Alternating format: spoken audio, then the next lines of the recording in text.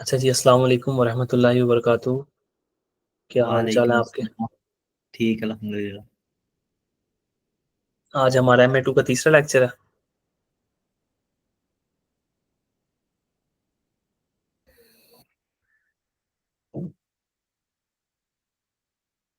ठीक है जी, आज हमारा MA2 का लेक्चर है 3, lecture number.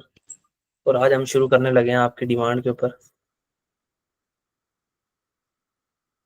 Cost, volume, profit, जो मशहूर ज़माना जिसको कहा जाता है CVP analysis.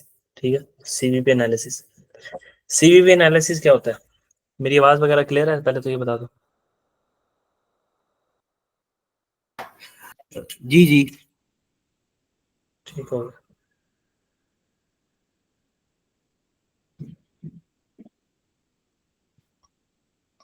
CVP analysis.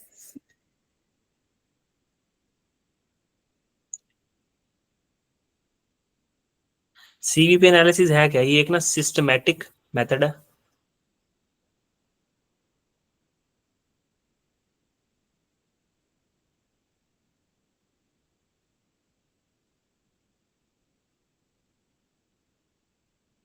Systematic method है कि हम इसमें क्या करते हैं, systematic method of examining the relationship between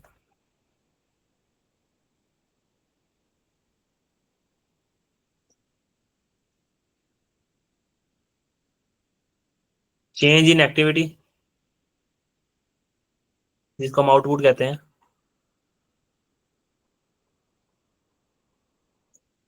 कि हमारी अगर एक्टिविटी लेवल चेंज हो जाए, नंबर ऑफ यूनिट जो हम बना रहे हैं अगर हम उसको चेंज करें, नंबर ऑफ यूनिट जो हम बना रहे हैं उसको चेंज करें, तो हमारे जो एक्सपेंसेस हैं, हमारे जो एक्सपेंस हैं उनके ऊपर क्या फर्क पड़ेगा, प्लस जो हमारा नेट प्रॉफिट है उसके ऊपर क्या फर्क पड़ेगा, या ये तीनों एक दूसरे से कैसे इंटरलिंक करते हैं, ये तीनों एक दूसरे से एक दूसरे से कैसे इंटरलिंक करते हैं। तो सीवीपी एनालिसिस क्या है? एक सिस्टमैटिक मेथड है of examining the relationship between the change in activity. अगर हम number of units, number of output अपना इंक्रीज डिक्रीज करें, या एक्सपेंस इंक्रीज डिक्रीज हो, तो उस पर नेट प्रॉफिट और इन सब पे, इन सारी चीजों पे किस पे क्या इम्पैक्ट पड़ता है। ठीक है, तो हमने इनके रिलेशनशिप को एग्जामिन करना। छोटी सी मैं एग्जाम्पल दे देता हूँ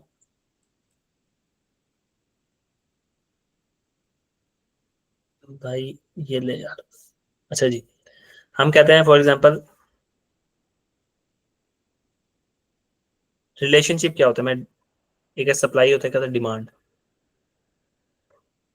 डिमांड सप्लाई रिलेशनशिप इकोनॉमिक्स में आपने शायद पढ़ा हो। मैं ऐसे एक एग्जांपल देने के लिए आपको समझा रहा हूँ कि रिलेशनशिप क्या होता है। हम कहते हैं अगर हम किसी चीज की सप्लाई को कम कर देना तो उसकी डिमांड बढ़ जाती है। उसकी डिमांड क्या होती है? बढ़ जाती है। मिसाल के तौर पर, जैसे जैसे हमारे पास फॉर एग्जांपल हम क्या लेते हैं, किस चीज की एग्जांपल है, गर्मियों के कपड़े हैं। गर्मियों के कपड़े हैं हमारे पास, ठीक है। गर्मियों के कपड़ों की अगर हम सप्लाई कम कर दें, सप्लाई को कम कर दें, ठीक है, और गर्मियां चल रही हों, तो ऑटोमेटिकली क्या उसकी क्या क्या होती है? डिमांड बढ़ जाती है। उसकी डिमांड क्या हो जाती है? बढ़ जाती है। और अगर एक चीज़ की सप्लाई वाफर मिकदार में हमारे पास मौजूद है, ठीक है, तो उसकी डिमांड उस टाइम क्या होती है? कम। तो हमने ये एक रिलेशनशिप ऐसे देखेंगे, हम देख रहे हैं कि अगर एक चीज़ इंक्रीज हो रही है तो दूसरी चीज़ उससे क्या हो जाएगी? डिक्रीज हो जाएगी। मिसाल के तौर पर हमारे पास अगर नंबर ऑफ कार्स इस प्लेनेट अर्थ के ऊपर ही हमारे पाकिस्तान में नंबर ऑफ कार्स बढ़ जाएं, लोगों के पास गाड़ियां ज़्यादा हो जाएं, अगर गाड़ियां ज़्यादा हो जाएं, तो जो फ्यूल है, फ्यूल पेट्रोल है, वो क्या हो जाएगी? उसकी डिमांड क्या हो जाएगी? इंक्रीज। अगर नंबर ऑफ कार इंक्रीज हो रही है तो उससे हमारे पास उसकी डिमांड क्या हो जाएगी? इंक्रीज हो जाएगी, फ्यूल की डिमांड। इसके साथ साथ जो मेंटेनेंस है, मेंटेनेंस सेंटर, उनकी डिमांड भी इंक्रीज हो जाएगी। मतलब हमारे पास जो होंडा के या बड़ी बड़ी कार के शोरूम्स हैं, और उनके साथ उन्होंने एक मेंटेनेंस सेंटर बनाया होता है जहाँ पे वो सर्विसेज प्रोवाइड करते हैं। तो हम कहते हैं कि जैसे जैसे नंबर ऑफ गाड़ियां बढ़ती जाएंगी तो वैसे वैसे हमारे पास इनकी डिमांड भी बढ़ती जाएगी, तो हमें ज़्यादा से ज़्यादा बनाने पड़ेंगे। तो इसी तरीके से अगर हमारा नंबर ऑफ आउटपुट चेंज होता है तो उसका क्या इंपैक्ट होता है हमारे प्रॉफिट के ऊपर, हमारे एक्सपेंसिस के ऊपर। तो ये हमने जी सीवीपी एनालिसिस के अंदर हमने ये रिलेशनशिप छोटा सा स्टडी करना है, ठीक है। तो ये बहुत आसान सा टॉपिक है, आपके लेवल के ऊपर बहुत आसान सा टॉपिक है।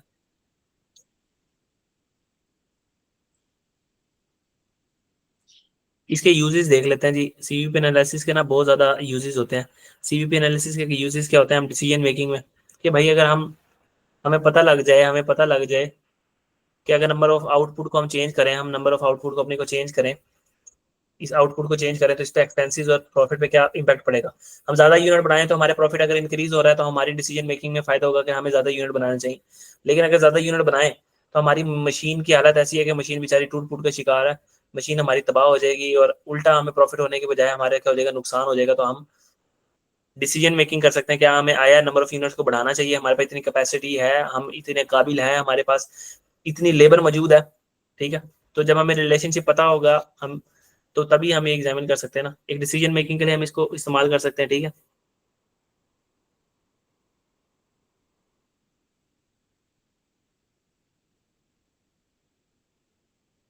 दूसरे नंबर पे हम सीवीपी एनालिसिस को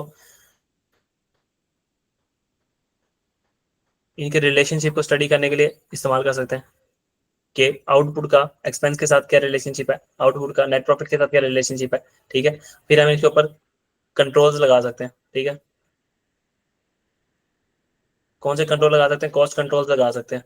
ठीक है, नंबर ऑफ आउटपुट से ये कौन सी चीज है, कौन सी कॉस्ट है वो इंक्रीज हो रही है, फॉर एग्जांपल वेरिएबल कॉस्ट है वो इंक्रीज हो रही है, फिक्स कॉस्ट आपकी इंक्रीज हो रही है, तो वो कितने आउटपुट पे कितनी इंक्रीज हो जाती है। ठीक है, हमें किस तरीके से हम उसको कंट्रोल कर सकते हैं। तो ये कुछ यूजेस है, दो यूजेस कि हम उसके ऊपर कॉस्ट कंट्रोल लगा सकते हैं। ठीक है, अच्छा अब हम ना इसको ऑफिशियली स्टार्ट करते हैं। पहले ना मैं आपको थोड़ा सा एक ओवरव्यू देता हूँ छोटी सी बात करके। मिसाल के तौर पर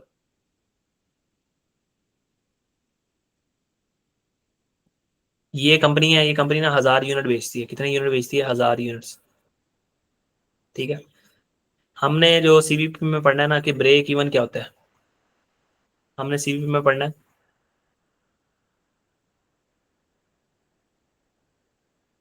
ब्रेक इवन क्या होता है, ब्रेक इवन यूनिट्स में क्या होते हैं और रेवेन्यू में क्या होता है। हमने पढ़ना है मार्जिन ऑफ सेफ्टी क्या होता है। ठीक है, यूनिट्स में क्या होता है और रेवेन्यू में क्या होता है। ठीक है, हमने पढ़ना है ये तीन टॉपिक हैं जो हमने इसके अंदर, चार टॉपिक हैं सॉरी, वो हमने इसके अंदर पढ़ने हैं।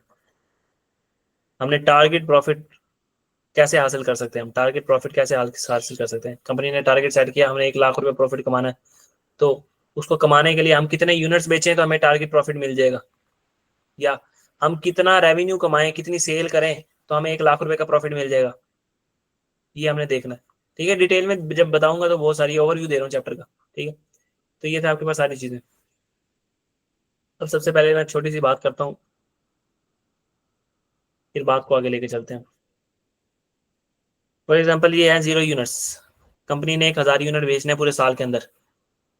इसके अंदर कोई ना कोई एक पॉइंट ऐसा जरूर होगा, कोई फॉर एग्जाम्पल ये 500 यूनिट, ऐसा पॉइंट जरूर आएगा जिस पॉइंट के ऊपर जो कंपनी है ना वो कोई प्रॉफिट भी नहीं कमा रही होगी, ना उसको कोई लॉस हो रहा होगा। ठीक है, यानी वो अपने सारे खर्चे पूरे कर रही होगी। कौन से, जितने भी फिक्स खर्चे हैं ना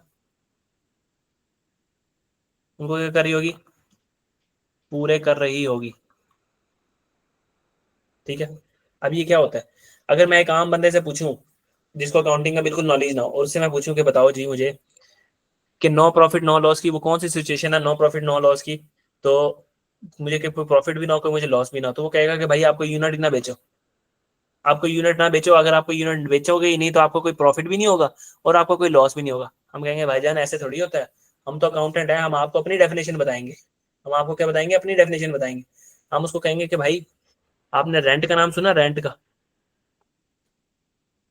ये 10,000 अगर फैक्ट्री ना भी चले ना तो फैक्ट्री को 10,000 रुपए का रेंट देना ही देना है।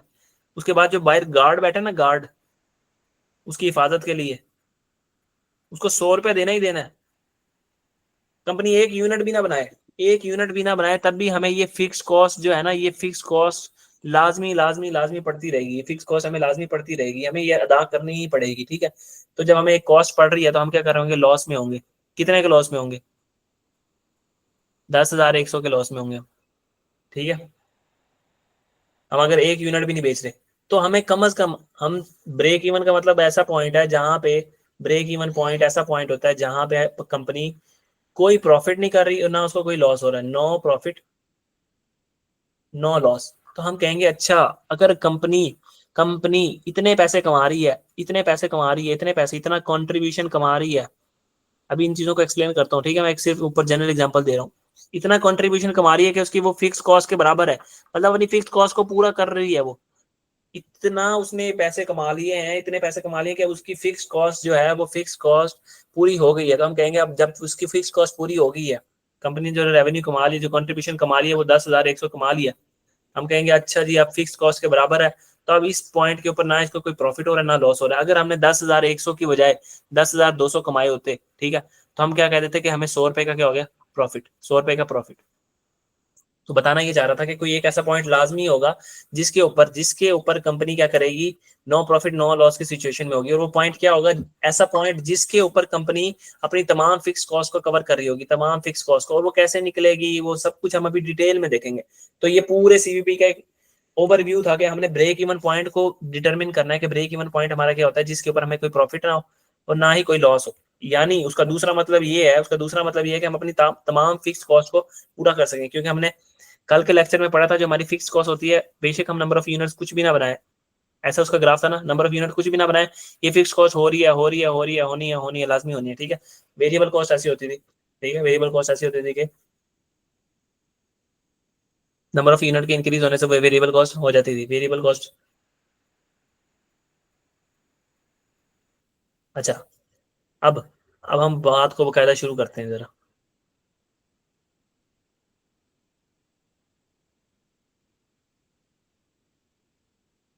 ये चीजें आपने लेक्चर नोट करके अपने पास नोट कर लेनी है, ठीक है। लेक्चर को स्टॉप करके लेक्चर आपको ये मिल जाएगा हमारे यूट्यूब चैनल के ऊपर, और उसका लिंक सिर्फ उसी स्टूडेंट को मिलता है जो हमारे साथ इनरोल हुआ होता है, ठीक है। बाकी लेक्चर नोट्स आपके ड्राइव में शेयर कर दिए जाते हैं, और प्रैक्टिस सेशन में इसकी प्रैक्टिस भी करवा दी जाएगी आपको। कल कॉस्ट क्लासिफिकेशन की प्रैक्टिस कंप्लीट होगी थी सर उसामा की तरफ से। जी जी।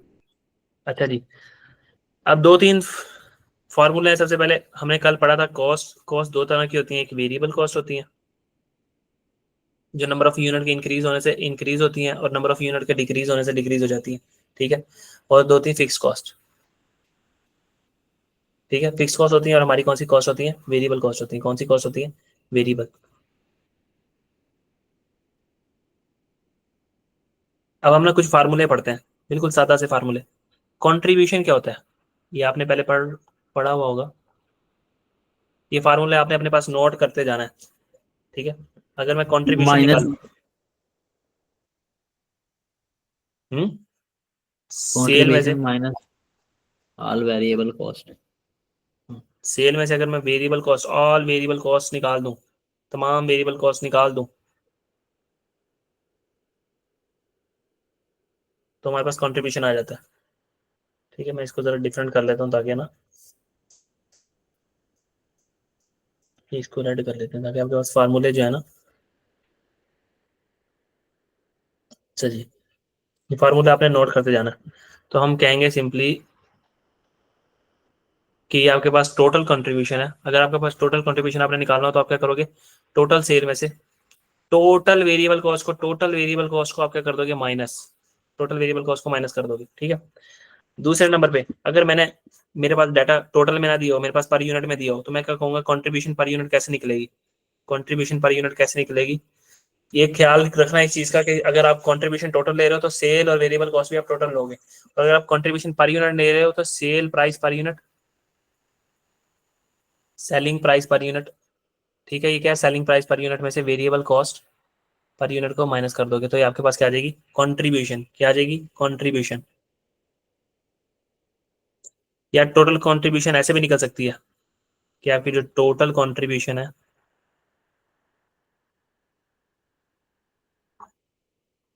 वो आप कंट्रीब्यूशन पर यूनिट निकाल लो और उसको नंबर ऑफ यूनिट से मल्टीप्लाई कर दो। तो ये डिफरेंट तरीके होंगे, बहुत सारे तरीके होंगे, ठीक है, बहुत सारे तरीके होंगे इसके। अच्छा, हमने क्या पढ़ा था, हमारा जो ब्रेक इवन का पॉइंट है, ब्रेक इवन का जो पॉइंट है,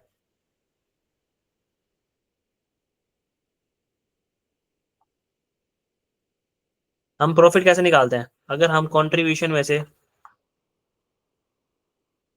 में से तमाम टोटल फिक्स कॉस्ट माइनस कर दें, टोटल फिक्स कॉस्ट माइनस कर दें तो हमारे पास प्रॉफिट आ जाता है।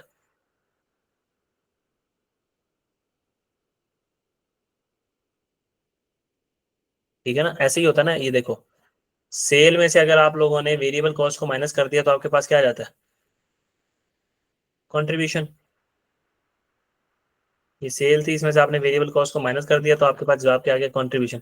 अब इस कंट्रीब्यूशन में से आप तमाम फिक्स कॉस्ट माइनस कर दो, टोटल फिक्स कॉस्ट जितनी भी हैं, प्रोडक्शन की फिक्स कॉस्ट, नॉन प्रोडक्शन की फिक्स कॉस्ट, जितनी भी फिक्स कॉस्ट है, ये मार्जिनल ऑप्शन कॉस्टिंग के चैप्टर में आपको डिटेल से पढ़ाया हुआ है। ठीक है, टोटल फिक्स कॉस्ट आप यहाँ से माइनस कर दोगे तो आपके पास जवाब क्या आ जाता है?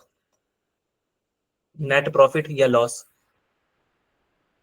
यहाँ तक कोई बात ना पता हो, कोई बात क्लियर ना हो तो पूछ लो।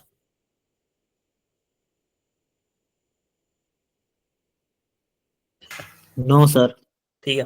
अच्छा, अब हमने कहा ब्रेक इवन पॉइंट वो पॉइंट होता है जहां पे ना कोई प्रॉफिट होता है और ना कोई लॉस होता है, तो मतलब ये क्या हो जाएगा? जीरो। तो हम कहेंगे कंट्रीब्यूशन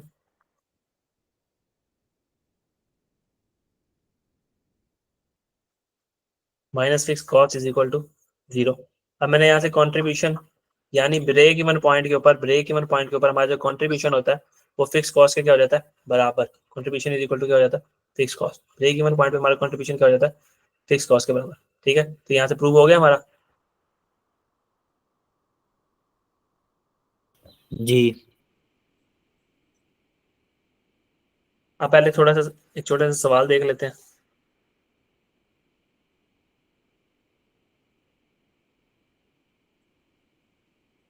ये कंट्रीब्यूशन के तो फार्मूले आपने नोट कर लिया ना, तो मैं पहले एक कोशिश करता हूँ कि पहले ना फार्मूले लिख देता हूँ आपके पास सारे, फिर उसके बाद बात को आगे लेके चलते हैं।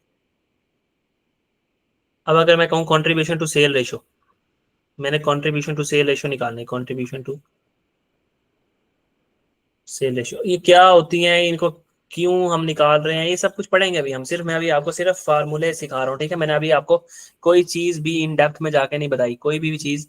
हम इसके ऊपर बहुत सारे सवाल करेंगे, प्रैक्टिस सेशन में भी हम तबाह कुन सवाल करेंगे, तो आपने टेंशन नहीं लेनी। सिंपली आपने अभी समझते जाना है। कंट्रीब्यूशन टू सेल रेशो का मतलब क्या है? कंट्रीब्यूशन को आप डिवाइड कर दो किस चीज के ऊपर? सेल पे, और मल्टीप्लाई कर दो आप 100 से, तो आपके पास परसेंटेज आ जाएगी। बेशक 100 से मल्टीप्लाई ना भी करो तब भी आपके पास एक पॉइंट में फिगर आ जाएगी, आप उसको ही ले लो। तो ये क्या है? कंट्रीब्यूशन टू सेल्स रेशो, जिसको सी एस रेशो भी कहते हो आप, सी एस रेशो भी कहते हो। ठीक है, अब ये भी टोटल में हो सकती है। अब टोटल कंट्रीब्यूशन को डिवाइड कर दो टोटल सेल पे, तो तब भी आपके पास क्या आ सकती है? सी एस रेशो आ सकती है। या सी एस रेशो निकालने का दूसरा तरीका क्या है? सी एस रेशो को निकालने का दूसरा तरीका क्या है आपके पास? कि आप कंट्रीब्यूशन पर यूनिट को डिवाइड कर दो किस चीज के ऊपर? सेलिंग प्राइस पर यूनिट के ऊपर, सेल प्राइस पर यूनिट पे, तो आपके पास कंट्रीब्यूशन टू सेल रेशो आ जाती है। ठीक है, जी, ऊपर वाला फार्मूला दोबारा बताना। Contribution to sale ratio, contribution to sale ratio का मतलब है कंट्रीब्यूशन सेल का कितने परसेंट है, सेल का कितने परसेंट है। मिसाल के तौर पर आपकी सेल है 100 और उसकी वेरिएबल कॉस्ट है 30, सेल में से वेरिएबल कॉस्ट माइनस की तो कंट्रीब्यूशन आ गया आपके पास कितना? 70। अब मुझसे कोई पूछे कि कंट्रीब्यूशन सेल का कितने परसेंट है, तो मैं कहूंगा 70 को ऊपर रखो, कंट्रीब्यूशन टू सेल रेशो निकाल रहे हैं हम, और 100 से डिवाइड कर दो, तो मैं कहूंगा कंट्रीब्यूशन मेरी सेल का 70% है। यानी मैं सेल का अगर 70% ले लूं तो वो क्या होगा? कंट्रीब्यूशन। तो वो 70, ये देख लो मैच कर रहा है। ठीक है,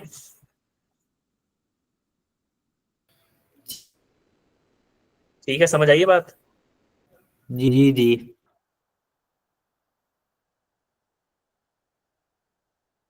अच्छा जी, अब इसके बाद हम ब्रेक इवन के भी फार्मूले लिख लेते हैं कि अगर हमने ब्रेक इवन निकालना हो तो वो कैसे निकालेंगे। ब्रेक इवन तो हमने समझ लिया ना, ऐसा पॉइंट जिसके ऊपर हमें नो प्रॉफिट है, नो लॉस, कोई प्रॉफिट है ना लॉस है। उस उस पॉइंट पे हमारी जो कंट्रीब्यूशन है वो फिक्स कॉस्ट के क्या होगी? बराबर होगी। ठीक है, अगर इसमें दो तरीके होते हैं, वो आपसे पूछ सकता है कि बताओ मुझे ब्रेक इवन यूनिट्स, मुझे ये बता दो मैं कितने यूनिट सेल करूं कि मैं ब्रेक इवन हो जाऊं, मैं कितने यूनिट्स बेचूं कि मुझे ना कोई प्रॉफिट हो ना कोई लॉस हो, बस मेरी फिक्स्ड कॉस्ट कवर हो जाए, तमाम फिक्स्ड कॉस्ट कवर हो जाए। तो हम कहेंगे ब्रेक इवन यूनिट्स निकालने का फार्मूला, ब्रेक इवन यूनिट्स निकालने का फार्मूला क्या है? ब्रेक इवन यूनिट्स निकालने का फार्मूला क्या है? कि हम टोटल फिक्स कॉस्ट को कंट्रीब्यूशन पर यूनिट में डिवाइड कर दें। ठीक है, टोटल फिक्स कॉस्ट किस में दी होगी, रुपीस के अंदर, और नीचे क्या दिया हुआ है, रुपीस पर यूनिट। तो रुपीस रुपीस से कैंसिल होकर आपके पास ब्रेक इवन के यूनिट्स आ जाएंगे। ये तो मैंने सिर्फ इस फार्मूले को खोल के बताया, बस ये फार्मूला आपने याद रखना है कि ब्रेक इवन अगर आपने यूनिट्स में निकालना है तो आप कैसे निकालोगे, ब्रेक इवन अगर आपने यूनिट्स में निकालना है तो आप कैसे निकालोगे, टोटल फिक्स कॉस्ट को कंट्रीब्यूशन पर यूनिट से डिवाइड कर दोगे। कि फिक्स कॉस्ट को कवर करने के लिए मैं पर यूनिट कितना कंट्रीब्यूशन कमाऊं तो फिक्स कॉस्ट जो हमारी वो कवर हो जाएगी। तो यहाँ हमारे पास यूनिट्स आ जाएंगे। अब हमारे पास ब्रेक इवन के यूनिट्स आ गए, मिसाल के तौर पे 1000 यूनिट्स आ गए, कि 1000 यूनिट्स अगर आप बेचोगे ना, 1000 यूनिट्स आप बेचोगे तो आप ब्रेक इवन हो जाओगे, आप कोई प्रॉफिट भी नहीं कमा रहे होगे, कोई लॉस भी नहीं कमा रहे होगे, सिर्फ अपनी फिक्स कॉस्ट को कवर कर रहे होगे। लेकिन अगर वो कहते बताओ मैं कितने की सेल करूं, कितने पैसे, मुझे ये ना बताओ मैं कितने यूनिट्स बेचूं, मुझे बताओ मैं कितने रुपए की सेल करूं कि मैं ब्रेक इवन हो जाऊं, तो हम कहेंगे कि ब्रेक इवन के यूनिट्स हैं, इनको आप सेलिंग प्राइस से मल्टीप्लाई कर दो तभी आपको पता लग जाएगा कितनी सेल करनी चाहिए हमें। मिसाल के तौर पर सेलिंग प्राइस है 10 रुपए, तो हम कहेंगे कि भाईजान आप ना 10,000 रुपए की अगर सेल करोगे ना, 10,000 रुपए की सेल करोगे ना, तो आप ब्रेक इवन हो जाओगे, यानी नो प्रॉफिट नो लॉस वाली सिचुएशन पे आ जाओगे, सारी फिक्स कॉस्ट को अपनी कवर करोगे। लेकिन अगर वो पूछ ले यूनिट्स में बता दो तो हम कहेंगे 1,000 यूनिट बेच दो, आप ब्रेक इवन हो जाओगे। लेकिन वो पूछ ले पैसों में बताओ तो हम कहेंगे कि ब्रेक इवन यूनिट्स को सेलिंग प्राइस से मल्टीप्लाई कर दो तब भी आपके पास ब्रेक इवन रेवेन्यू आ जाता है, रेवेन्यू। ठीक है, तो ब्रेक इवन रेवेन्यू निकालना है अब हमने, ये तो हो गया ब्रेक इवन यूनिट्स निकालने का तरीका। अब ब्रेक इवन रेवेन्यू निकालना है हमने, मतलब पैसों में बताना है हमने, पैसों में बताना है तो हम कहेंगे कि भाई पहला तरीका तो है कि ब्रेक इवन यूनिट्स जो निकले हैं ना उसको सेलिंग प्राइस से मल्टीप्लाई कर दो, एसपी का मतलब सेलिंग प्राइस। या ब्रेक इवन रेवेन्यू निकालने का फार्मूला, दूसरा फार्मूला जो यूज किया करेंगे, असल फार्मूला,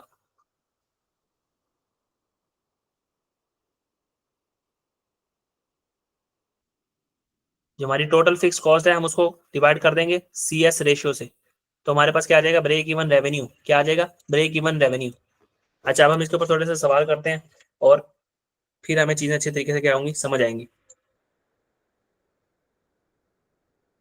हम लिखते हैं जी, हमारे पास एक्सपेक्टेड सेल है, हमारी एक्सपेक्टेड सेल है 10,000 यूनिट्स। इसके ऊपर हम डिटेल से बातें करेंगे, टेंशन नहीं लेनी, टेंशन बिल्कुल भी नहीं लेनी। हमारी वेरिएबल जो कॉस्ट है वो कितनी है, 5 पर यूनिट।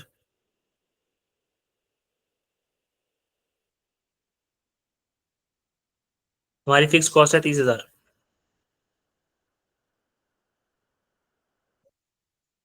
ये मैं सवाल बना रहा हूँ, ठीक है। सेलिंग प्राइस है हमारी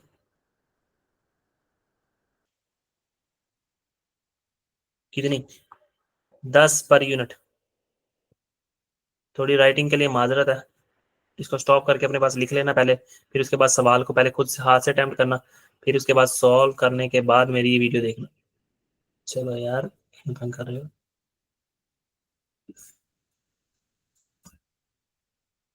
अच्छा जी, अब इसका सोल्यूशन करते हैं।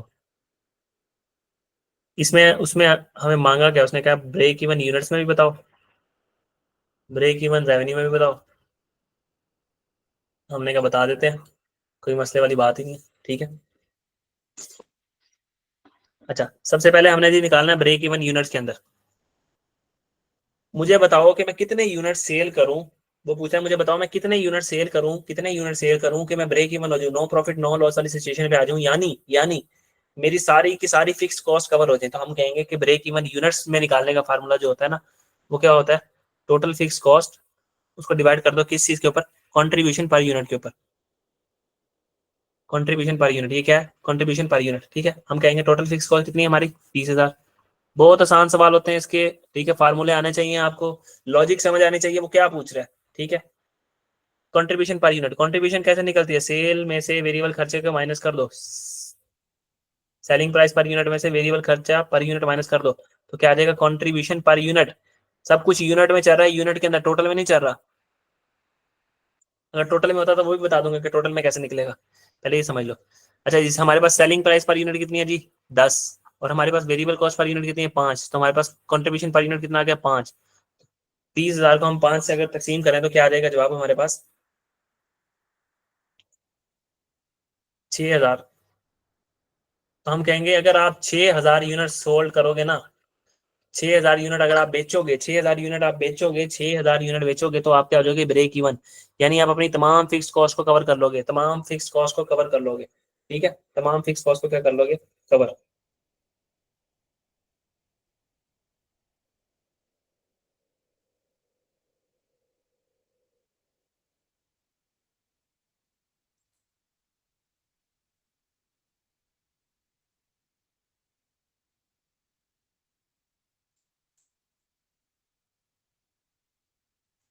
अच्छा जी, अब वो पूछेगा ब्रेक इवन रेवेन्यू बताओ। ठीक है, हम कहेंगे कि हम ब्रेक इवन यूनिट्स को अगर सेलिंग प्राइस से मल्टीप्लाई करते हैं, दो तरीके बताए थे ना मैंने, ब्रेक इवन यूनिट को अगर आप सेलिंग प्राइस से मल्टीप्लाई कर दो, तो ब्रेक इवन यूनिट कितने हैं, 6,000। इसको सेलिंग प्राइस से मल्टीप्लाई कर दो, कितनी सेलिंग प्राइस, 10। तो आप कहोगे अगर आप 60,000 रुपए की सेल करते हो ना, 60,000 रुपए की रेवेन्यू जनरेट करते हो, 60,000 रुपए की सेल करते हो, तो आपकी तमाम फिक्स कॉस्ट कवर हो जाएंगी, तमाम फिक्स कॉस्ट कवर हो जाएंगी, तमाम फिक्स कॉस्ट कवर हो जाएंगी आपकी। ठीक है, या इसका असल फार्मूला क्या था ब्रेक इवन रेवेन्यू निकालने का, कि टोटल फिक्स कॉस्ट को आप डिवाइड कर दो सी एस रेशियो से।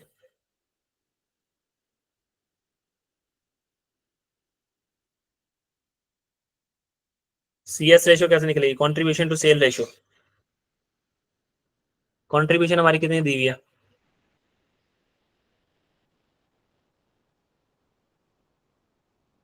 5। और हमारी सेलिंग प्राइस पर यूनिट दी हुई है 10। तो ये कितने परसेंट आ जाएगी, 50%। कितनी आ जाएगी, 50%। अगर 5 को डिवाइड करेंगे 10 से तो आ जाएगी 50%। ठीक है, या आप इसको 0.5 भी लिख सकते हो, ठीक है, आपकी मर्जी है। टोटल फिक्स कॉस्ट कितनी है, 30,000। और इसको हम डिवाइड करते हैं किसे, सी एस रेशियो से। 50% से भी डिवाइड कर सकते हो या 0.5 से भी डिवाइड कर सकते हो, मर्जी है आपकी। ठीक है, तो जवाब आपका फिर भी मैं यहाँ पे लिख देता हूँ 50% सी एस रेशियो।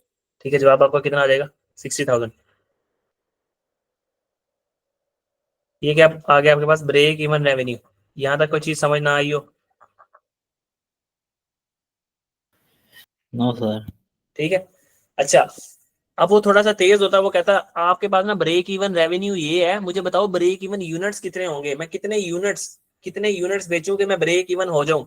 मैं कहूंगा अच्छा, ये है ब्रेक इवन रेवेन्यू, अगर इसको मैं सेलिंग प्राइस से डिवाइड कर दूं तो मेरे पास यूनिट्स आ जाएंगे, ब्रेक इवन यूनिट्स। कैसे होता था कि हमारे पास जो ब्रेक इवन के यूनिट्स थे, जो ब्रेक इवन के यूनिट्स आते थे यूं ऐसे करके, हम कहते थे कि जो ब्रेक इवन के यूनिट्स हैं, मिसाल के तौर पे ये यूनिट्स हैं, इनको हम सेलिंग प्राइस पर यूनिट से मल्टीप्लाई करते थे, तो हमारे पास क्या आ जाता था, ब्रेक इवन रेवेन्यू। वो कैसे निकला होता था, यूनिट्स को मल्टीप्लाई किया गया होता था सेलिंग प्राइस पर यूनिट से, सेलिंग प्राइस पर यूनिट से। ठीक है, अब अगर हमने क्या निकालने हैं, ब्रेक इवन के यूनिट्स, तो हम सेलिंग प्राइस को ब्रेक इवन रेवेन्यू से डिवाइड कर देंगे सिंपली। ये बातें कंफ्यूजिंग लग रही होंगी, ठीक है, फार्मूले याद करोगे याद हो जाएंगे अच्छे तरीके से। ब्रेक इवन के यूनिट्स आ गए हमारे पास। ठीक है, ये इस तरीके से भी हो सकता था। तो हमें पता लग गया कि हमने ब्रेक इवन रेवेन्यू कैसे निकालना, ब्रेक इवन यूनिट कैसे निकालना है। ठीक है, आज के लिए हम इतना ही रखेंगे बात को, क्योंकि आज हमारी FA2 की क्लास काफी लंबी चली गई थी। तो आज हमने CVP शुरू किया है, होप सो हम इसको कल और परसों में खत्म कर देंगे, क्योंकि मैं चीज़ों को बर्डनाइज नहीं करना चाहता। मैं चाहता हूँ कि आप लोगों की प्रैक्टिस ज़्यादा से ज़्यादा हो। कल हम ज़्यादा से ज़्यादा इसके ऊपर सवाल करके आपकी BPP की किट के सवाल भी देखेंगे, और इसके अलावा काफ़ी सारे सवाल देख के उसके बाद CVP के जो कंसेप्चुअल कवरेज है उसको कंप्लीट कर देंगे, और तीसरे दिन में हम इसके जो 2-3 ग्राफ हैं उनको अच्छे से अंडरस्टैंड करके और इस चैप्टर को खत्म कर देंगे। ठीक हो गया। अब एक छोटी सी बात, वो ये मैं आपको सवाल देता हूँ, वो सवाल करो सबसे पहले, और फिर मुझे बताओ। आपकी सेल है 10,000 यूनिट्स, वेरिएबल कॉस्ट आपकी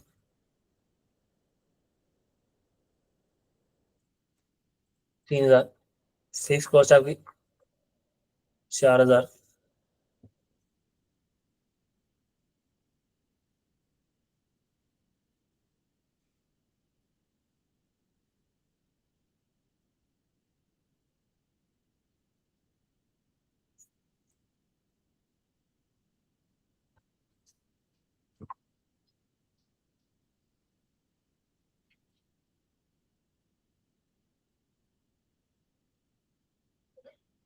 जो आपने यूनिट सोल्ड किए हैं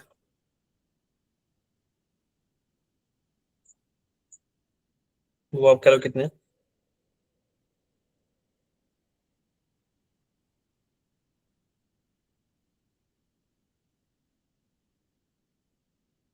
5,000 यूनिट सोल्ड की, ठीक है। अपने ब्रेक इवन रेवेन्यू बताओ, ब्रेक इवन यूनिट्स में बताओ कितना है, और ब्रेक इवन रेवेन्यू बताओ जल्दी से।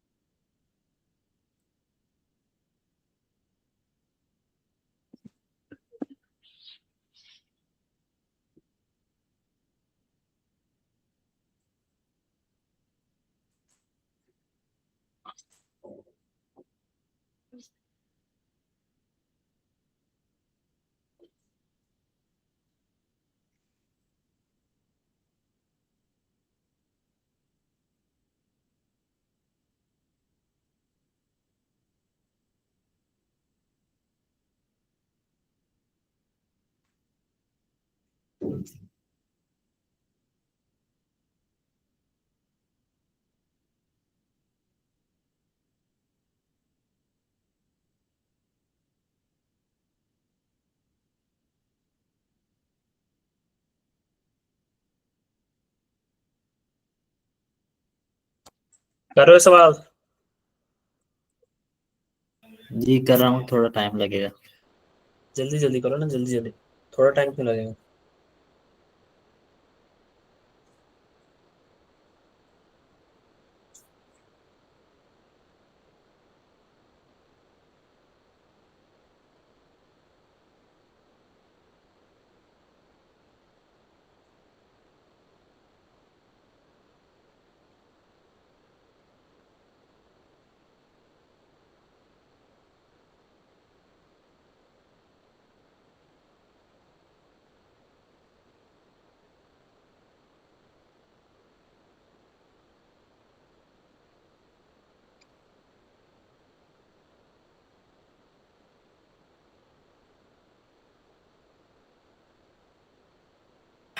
तो जी आप लेक्चर एंड कर दें, मैं बाद में कर लूंगा, अभी पता नहीं हो नहीं रही।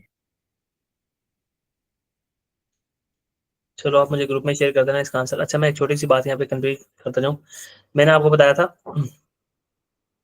कि जो ब्रेक इवन यूनिट्स है ना, उसका क्या मतलब होता है? ब्रेक इवन का मतलब ये होता है, ऐसे अगर मैं 6,000 यूनिट बेचूं ना तो मेरा कोई प्रॉफिट भी नहीं होगा और लॉस भी कोई नहीं होगा, ठीक है। इसको मैं थोड़ा सा आपको प्रूव कर देता हूँ, इसको थोड़ा सा प्रूव कर देता हूँ बस।